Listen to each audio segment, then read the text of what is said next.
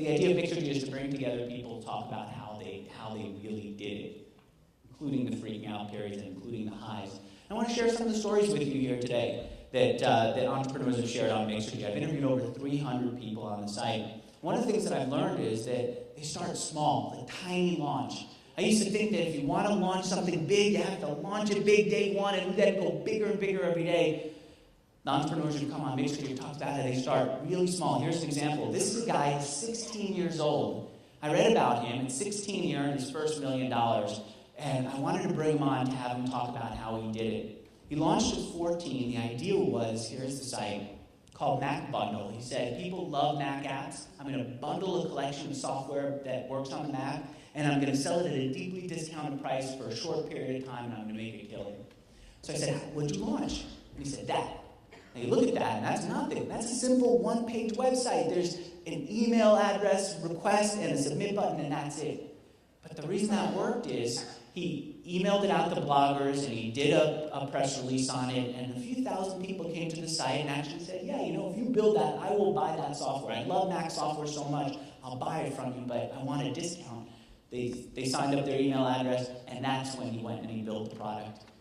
What most people think is, well, if I've got this big idea, I want it to do well, what I should do is I should build it big on day one. Look at that next time you have one of those impulses to start off huge. Look at that little website. I'm pointing down to my monitor. I should be pointing up at yours. So simple. You say, all right, he was a kid. Of course he's going to start with something simple. He's only 14 years old. He doesn't have much resources. What does anything happen to luck out? Well, I see this over and over and over. Here's another example. This is a guy named Keaton Shaw. Keaton Shaw came on to talk about his big failure. And I said, Keaton, you look a little uncomfortable. You're talking about your failure, but well, maybe that's why he's feeling so uncomfortable. He says, Andrew, I spent $500,000 building this web hosting service, and I couldn't get customers. I had to shut it down. And he's the guy who didn't just get handed money. He earned $500,000. He worked hard to get to $500,000. It wasn't from his dad. It wasn't from investors. It was from his hard work. And it didn't work. And I said, why? He said, I made a mistake. I first built it. And I made it good, and I made it great, and then I went out and I took it to customers, and they said, we don't really need a hosting package. We like what we're doing with our websites. We don't want what you built. So I said, Heaton, what did you learn from it? What are you going to do differently next time? He said, I'm already doing it. Now what I do is I build a site within a few days. And here's the next site that he built. Within a few days, he built this site. He said, I want to build a site, a product that would allow anyone with a website to get feedback from their customers. He said, in the old days, what I would do is I would make the feedback system perfect so that anyone who came to sign up with me would have every feature they want. The new him says, I'm just going to launch whatever I can in 4 days. In about 4 days, he launched this Kiss Insights. Within a month, he had more customers of this quickie website that he built than he ever had for the hosting company that he spent $500,000 building and growing. That's what I'm seeing. Here's another guy, Leo Laporte. I used to listen to this guy on the radio.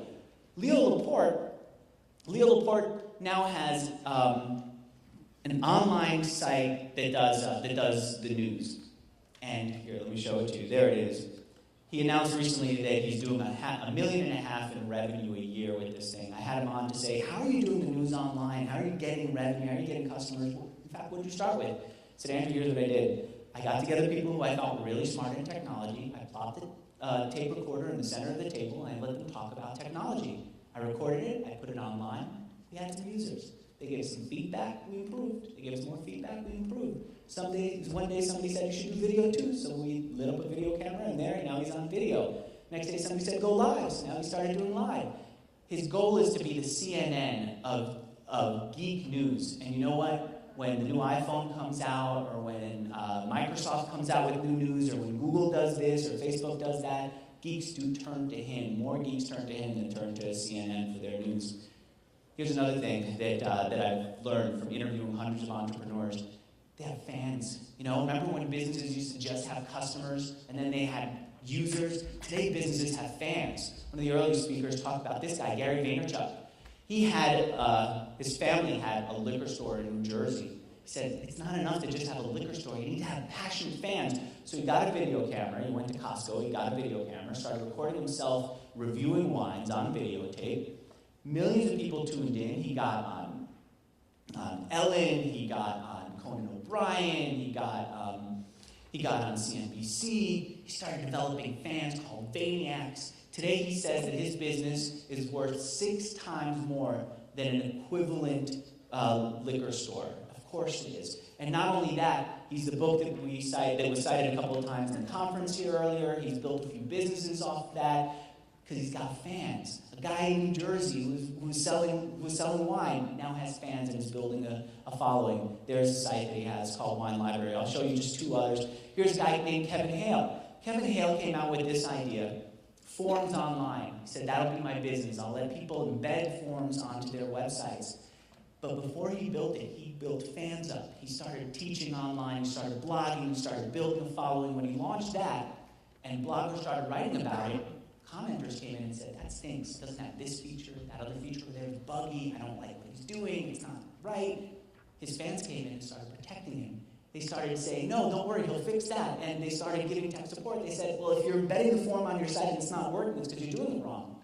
Imagine how many employees you'd have in order to respond to all the negative feedback that came on day one. And then the fans start helping him improve and start coming up with new ideas and start recruiting new users for him. Fans is what keeps coming up over and over. I was in Argentina, and I couldn't get an iPhone there. My iPhone broke, and I was counting on that iPhone for everything, for books. I'll explain what that's the iPhone that I got. I'll explain in a second. I couldn't get a new iPhone because you have to be a citizen, apparently, in Argentina to buy any kind of phone. They don't trust you. I said, all right. I said, South America, maybe they'll understand bribes. I went to the bank, I bought a bundle of pesos, I put it on the table, I said, I'm willing to pay whatever. I need this to read, I need it to work, what does it take? He said, no, you don't understand, it's very restricted, the iPhone. You can't get the iPhone right now. I tried having one shipped in, but it got the wrong one sent in from the US. I complained about it one time on Mixergy. This guy, Jason King, heard. He said, I'll find a way. He got a new iPhone sent to me. Want to know what happened? I'm now a fan of his, but you want to know what happened fans are? They'll do more than you can ever get if you were to hire people. I know I did. More than if you bribed, more than if you went through any other channel. All right, one last point here, and then I know that we need to make time for the next speakers. Remember when we were kids and we heard the story of Edison, how he had this idea for a light bulb and he tried 1,000 different ways to build a light bulb, and he wasn't going to give up until he finally made it work. And that's what we learned growing up. They have to just come up with an idea and never give up on it until it works. Well, hundreds of entrepreneurs are telling me the opposite. Here's an example of one. This is Sandy Jen. She launched this website called Meebo. 140 million people every single month interact with Meebo. It's a chat program that's embedded on sites across the internet, including Dow Jones websites. I said, why do you call it Meebo? What's Meebo? She said, Meebo's nothing. Came up with one idea that was Meebo. It was file sharing online. Didn't really go anywhere. We didn't continue with it. We shut it down. We launched another idea. It was, I can't even remember. It was another idea, and she launched that, and that didn't really go so well. Data backup online. Think it would make sense. She built it. They tried it. Customers didn't go crazy for it. Shut it down. Then they came up with this idea, and it instantly caught on, and it grew and it grew and it grew. And I've got lots of examples of other people who've done it, including this guy, Groupon. But I know that we're short on time today, and I want to be fair to the other speakers. So I'll just say this: if you go to Mixergy, you'll see hundreds of entrepreneurs teach, and you can learn from their experience. But I suggest this: do what I'm doing. Find entrepreneurs you admire and sit down with them and ask them how they built their business and learn from them. They're so much more open today than they were years ago. There's a spirit of sharing and entrepreneurship that wasn't there back in the days when it was just like kill the competition. Now it's, hey, how do we grow this thing and make it bigger? So thanks for the award. Thanks for supporting the work that I've done. Thank you guys.